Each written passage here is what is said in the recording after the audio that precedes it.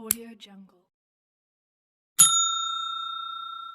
Hello दोस्तों, नमस्कार। आज की कला संस्कृति टेस्ट सीरीज में आप सबका स्वागत। और ये टेस्ट सीरीज पार्ट 3 चल रही है।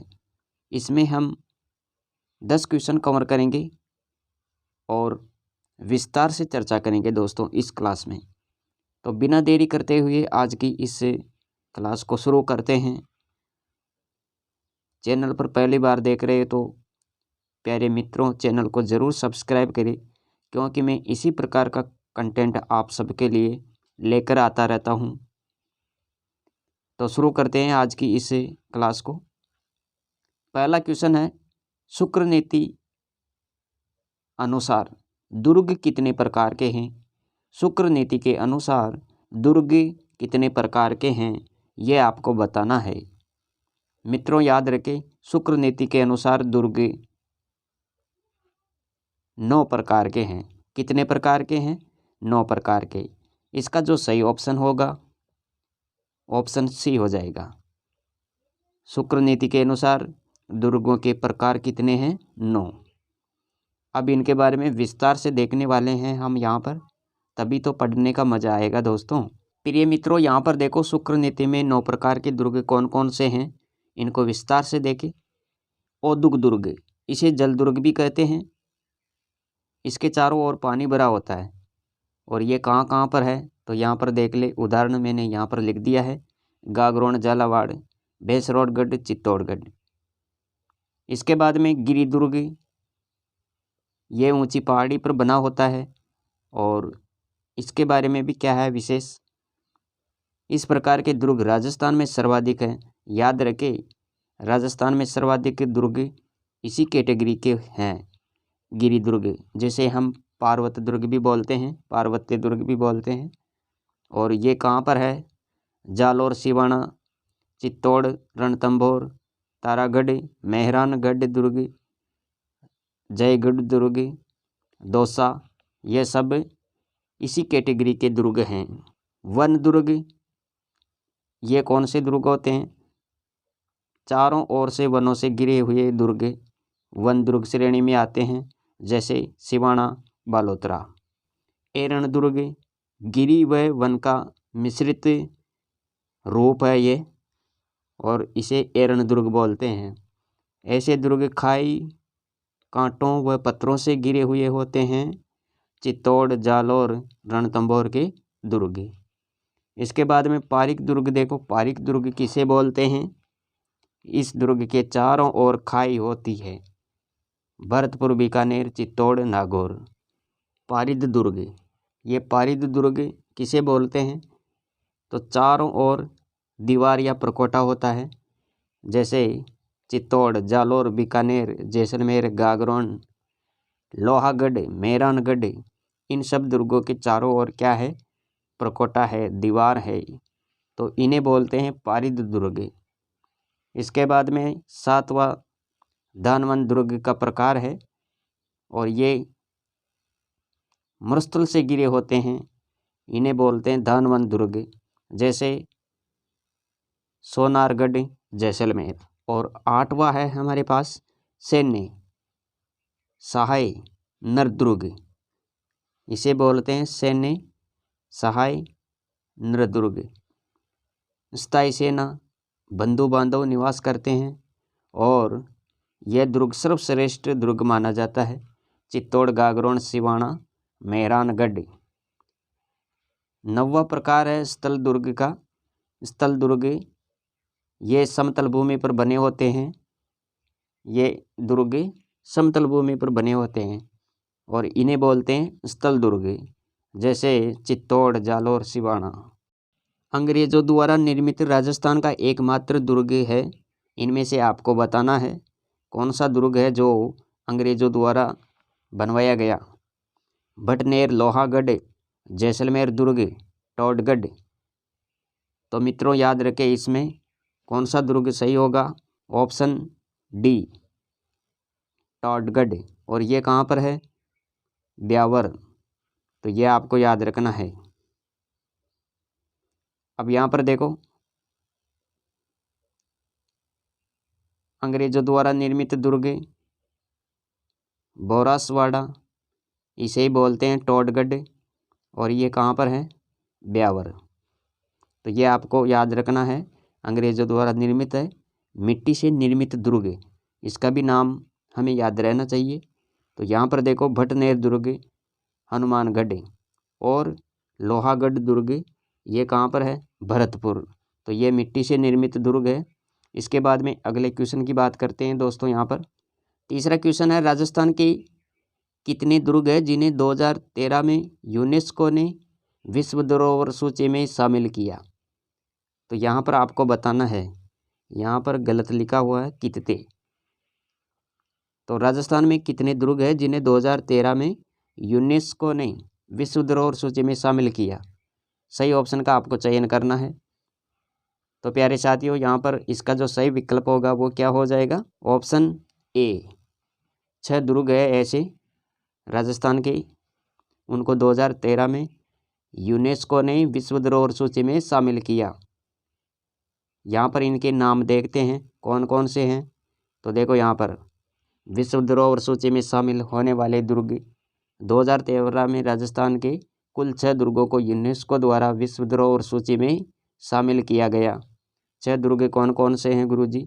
तो याद रखें, चित्तौड़, कुंभलगढ़, राजसमंद में है कुंभलगढ़, गागरोन, झालावाड़, जैसलमेर, रणथंभौर और आमेर दुर्ग। तो इतना फैक्ट आपको यहाँ पर पढ़ने को मिल रहा है दोस्तों। तो एक लाइक तो बनता ही है, क्योंकि मैं कितनी मेहनत से ये वीडियो आपके लिए बनाता हूँ। तो इस मेहनत के लिए एक लाइक ज़रूर करें। चौथा क्वेश्चन है, सर्वप्रथम दुर्गों का वर्गीकरण किसमें हुआ? अरे सर्वप्रथम दुर्गों का वर्गीकरण किसमें किया गया, यह आपको बताना है। वेदों में, वचनिका में, मनुस्मृति में, महाभारत में सर्वप्रथम दुर्गों का वर्गीकरण यह आपको बताना है। सर्वप्रथम दुर्गों का वर्गीकरण ऑप्शन सी मनुस्मृति में किया गया। और मनुस्मृति के अनुसार दुर्गों के कितने प्रकार बताए? 6 प्रकार। कितने? 6 प्रकार बताए। तो यह भी आपको याद रखना है।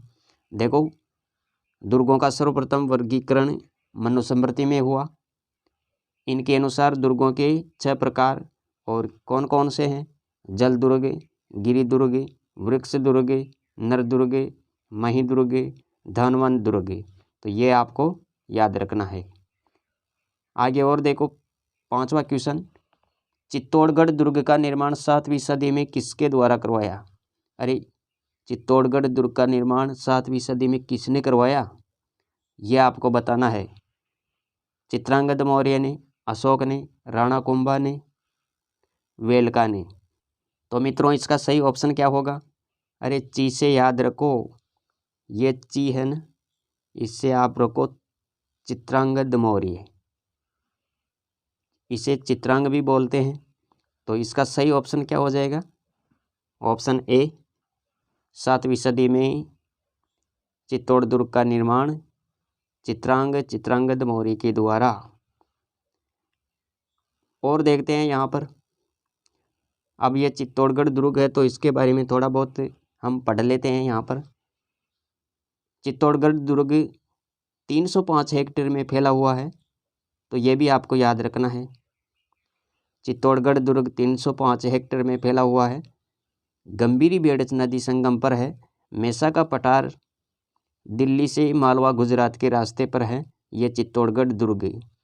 और याद रखें, 21 जून 2013 को विश्व धरोहर सूची में इसको शामिल किया जाता है।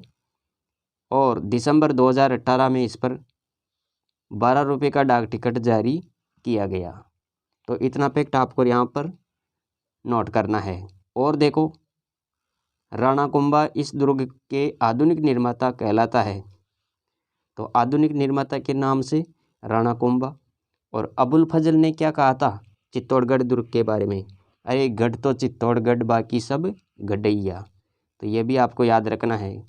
और दुर्ग में प्रतिवर्ष जौहर मेले का आयोजन कब किया जाता है? तो याद रखें, प्रतिवर्ष चैत्र कृष्ण एकादशी जौहर मेले का आयोजन चित्तौड़गढ़ दुर्ग में किया जाता है। यह खेती वाला दुर्ग है। यह खेती वाला दुर्ग है। निर्माण 7वीं सदी में चित्रांगद मौर्य के द्वारा करवाया गया। वेल का राणा कुंभा का कोषाध्यक्ष था। 6 नंबर का क्वेश्चन है, बयाना का किला किस जिले से संबंधित है? अलवर, भरतपुर, सवाई माधोपुर, खेरतल। अरे बयाना का किला भरतपुर होगा ना, बयाना का किला भरतपुर। अब प्यारे मित्रों, इसके बारे में और देखते हैं। यहाँ पर बयाना का किला भरतपुर में है। निर्माण किसके द्वारा करवाया गया? तो याद रखें 1040 में विजयपाल यादव द्वारा इसका निर्माण होता है। और हमें क्या याद रखना है? बयाना का प्राचीन नाम सोनितपुर, शिल्प कुतुब मीनार के समान। तो इतना फैक्ट आपको यहाँ पर देखना है। और देखो, भानगढ़ का किला राजगढ़ अलवर। भानगढ़ का किला कहाँ पर है? राजगढ़ अलवर। और निर्माण किसने किया? तो याद रखे भगवंत दास ने। कब किया? 1574। और इस दुर्ग का प्रवेश द्वार अरे शाही द्वार के नाम से जाना जाता है। और इसे बोलते हैं भूतों का भानगढ़। अरे किस किले को बोलते हैं? भूतों का भानगढ़। तो याद रखे भानगढ़ का किला। भानगढ़ बाणगंगा की सहायक सांवा नदी के दाहिने तट पर बना है। तो ये आपको नोट करना है। और दुर्ग 3 भागों में बटा हुआ है। ये दुर्ग 3 भागों में बटा हुआ है, राजन्य, सैन्य, आवासीय। भानगढ़ दुर्ग, ये जो भानगढ़ का किला है ना, इसके 5 प्रवेश द्वार है। कौन कौन से हैं? हनुमान दरवाज़ा, दिल्ली दरवाज़ा, फुलवारी दरवाज़ा, अजमेरी दरवाज़ा, लोहारी दरवाज़ा, ये सब इनके 5 प्रवेश द्वार है। तो इतना फैक्ट आपको यहाँ पर याद रखना। अब और देखते हैं खंडार का किला। अरे खंडार का किला कहाँ पर है? सवाई माधोपुर। और निर्माण किसने करवाया था? 8वीं 9वीं सदी में चौहानों ने इसका निर्माण करवाया। तो ये आपको याद रखना है। और खंडार का किला कहाँ पर है? सवाई माधोपुर। अरे नदी कौन सी है? तो बनास गालंडी नदी के किनारे स्थित। और इस दुर्ग को रणथंभौर दुर्ग का रक्षक व सहायक दुर्ग भी कहते हैं। तो ये खंडार किला से संबंधित फैक्ट है जो हमने यहाँ पर पढ़ लिए हैं। और आगे देखो दोस्तों, तिजारा दुर्ग, और ये कहाँ पर है? खेरतल। अरे तिजारा दुर्ग खेरतल। और निर्माण किसने करवाया था? 1835 में। किसने करवाया गुरुजी? तो याद रखिए राव बलवंत सिंह ने इसका निर्माण करवाया। और दुर्ग में हवा बंगला, भर्तहरी की गुंबद, हजरत गच्छन शाह पीर की मजार और अलाउद्दीन द्वारा निर्मित एक तालाब है। तो इतना फैक्ट आपको तिजारा दुर्ग से संबंधित याद रखना है। आगे और बात करते हैं। इसका प्राचीन नाम क्या है गुरुजी? तिजारा का प्राचीन नाम त्रिगत प्रदेश। क्या है? त्रिगत प्रदेश। और 7वां क्वेश्चन आ गया अब, 10 खंभों की छतरी कहाँ पर है? तो 10 खंभों की छतरी आपको याद रखनी है। मेहरानगढ़, मांडलगढ़, चित्तौड़गढ़, रणथंभौर। तो गुरुजी ऑप्शन ए हो जाएगा इसमें। तो 10 खंभों की छतरी मेहरानगढ़ दुर्ग जोधपुर, ये याद रखना है यहाँ पर। और देखते हैं हम यहाँ पर देख लेते हैं कि 8 खंभों की छतरी कहाँ पर है। तो चित्तौड़गढ़, मांडलगढ़, बांडोली, सरिस्का, अलवर। तो ये 8 खंभों की छतरी यहाँ पर है। इसके बाद में 6 खंभों की छतरी देखो, चित्तौड़गढ़, लालसोट। 4 खंभों की छतरी चित्तौड़गढ़ दुर्ग और जोधपुर। 12 खंभों की छतरी कुंभलगढ़ दुर्ग, राजसमंद। 16 खंभों की छतरी नागौर दुर्ग। 18 खंभों की छतरी जोधपुर। 20 खंभों की छतरी जोधपुर। अरे 20 खंभों की छतरी कहाँ पर है? जोधपुर। 32 खंभों की छतरी, तो याद रखिए 32 खंभों की छतरी रणथंभौर, बदनौर, ब्यावर, मांडलगढ़, भीलवाड़ा, जोधपुर। और 66 खंभों की छतरी कहाँ पर है? बूंदी में। और 80 खंभों की छतरी अलवर। इसके बाद में 84 खंभों की छतरी देवपुरा, बूंदी। तो ये आपको याद रखना है। 8वां क्वेश्चन है, विजय स्तंभ जैसा स्तंभ है। अरे विजय स्तंभ जैसा स्तंभ कौन सा है? ये आपको बताना है। कुतुब मीनार, कीर्ति स्तंभ प्रशस्ति, कीर्ति स्तंभ, ईसरलाट। अरे एक विजय स्तंभ जैसा स्तंभ, ऑप्शन सी होगा इसमें, कीर्ति स्तंभ है। ये तो रचना है कीर्ति प्रशस्ति। कीर्ति स्तंभ प्रशस्ति तो रचना है। कीर्ति स्तंभ है विजय स्तंभ जैसा। विजय स्तंभ बड़ा है, कीर्ति स्तंभ इससे छोटा है। ये इमारत है दोनों। तो इनके बारे में हम विस्तार से पढ़ेंगे यहाँ पर। तो इस क्वेश्चन का जो सही ऑप्शन है वो क्या है? Option C. अब यहाँ पर पूरी जानकारी देखो। पहले देखते हैं कीर्ति स्तंभ के बारे में। अरे कीर्ति स्तंभ कहाँ पर है? यह है चित्तौड़गढ़ दुर्ग में। कहाँ पर है? चित्तौड़गढ़ दुर्ग में। यह आपको याद रखना है। और यह भी देखना है कि इसका निर्माण किसने करवाया था। अरे कीर्ति स्तंभ का निर्माण 12वीं सदी में बगेरवाल महाजन सानाई का पुत्र जैन व्यापारी जीजा ने करवाया था। ऊंचाई कितनी है इनकी? 75 फीट और 7 मंजिला है ये। इसके बाद में और देखो, यह जैन धर्म के प्रथम तीर्थंकर आदिनाथ ऋषभ देव जी को समर्पित है। 24वें तीर्थंकर कौन है? तो याद रखिए महावीर स्वामी। तो इतना फैक्ट आपको यहाँ पर देखना है कीर्ति स्तंभ से संबंधित ये जानकारी। और अब देखते हैं विजय स्तंभ के बारे में। अरे विजय स्तंभ कहाँ पर है? ये भी है चित्तौड़गढ़ दुर्ग में। यह भी कहाँ पर है? चित्तौड़गढ़ दुर्ग में स्थित है। निर्माण 1440 से 48, ये समय याद रखना। और किसने करवाया था निर्माण? तो राणा कुंभा ने। क्यों करवाया था? अरे सारंगपुर मालवा विजय के उपलक्ष्य में। ये सारंगपुर मालवा विजय कब हुई? तो 1437 याद रखे। विजय स्तंभ में सीढ़ियाँ कितनी है? 157 सीढ़ियाँ हैं और 122 फीट ऊंची है। 9 मंजिला इमारत है ये। और आधार की चौड़ाई है 30 फुट। इसके बाद में और देखो यहाँ पर 8वीं मंजिल।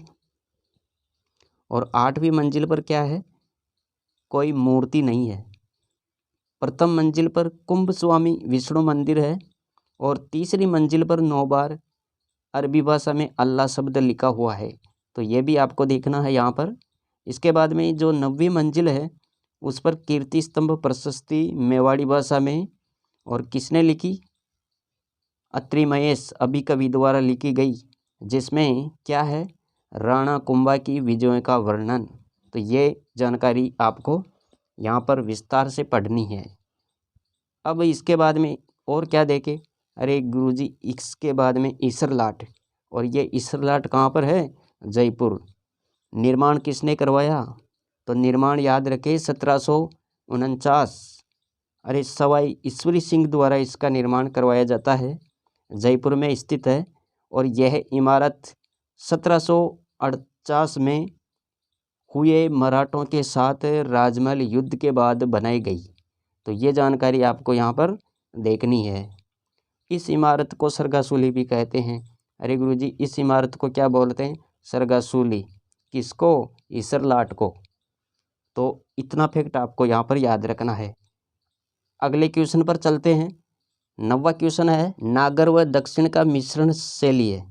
अरे नागर व दक्षिण का मिश्रण शैली वो बताना है आपको। बेसर शैली, नागर शैली, द्रविड़ शैली, इनमें से कोई नहीं। नागर व द्रविड़ मिश्रण की जो शैली है वो है बेसर शैली।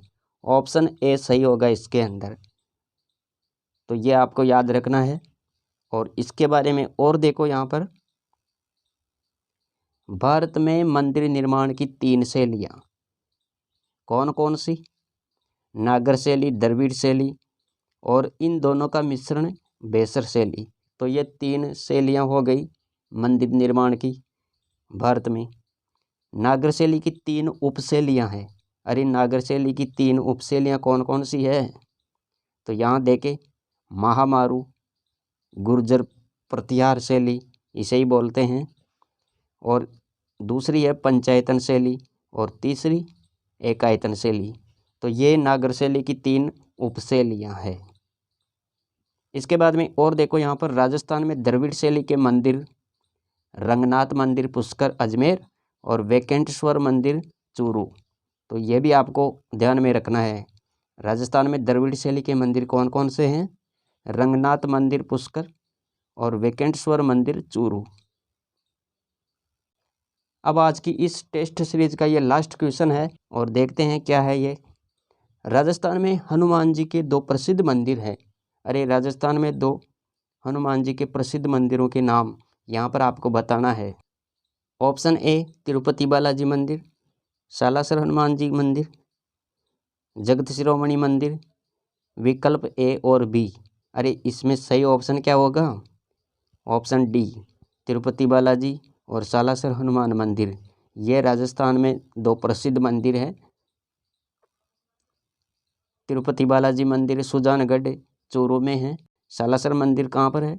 सालासर हनुमान मंदिर सालासर चूरू में, और तिरुपति बालाजी मंदिर सुजानगढ़ चूरू। तो इतना फैक्ट आपको यहाँ पर याद रखना है। और मित्रों, ये आज की क्लास आप लोगों की कैसी लगी कमेंट करके ज़रूर बताइए, और मिलेंगे नेक्स्ट वीडियो में। आज के लिए इतना ही। अगर सब्सक्राइब नहीं किया है चैनल तो सब्सक्राइब ज़रूर करें। जय हिंद, वंदे मातरम। Thanks for watching.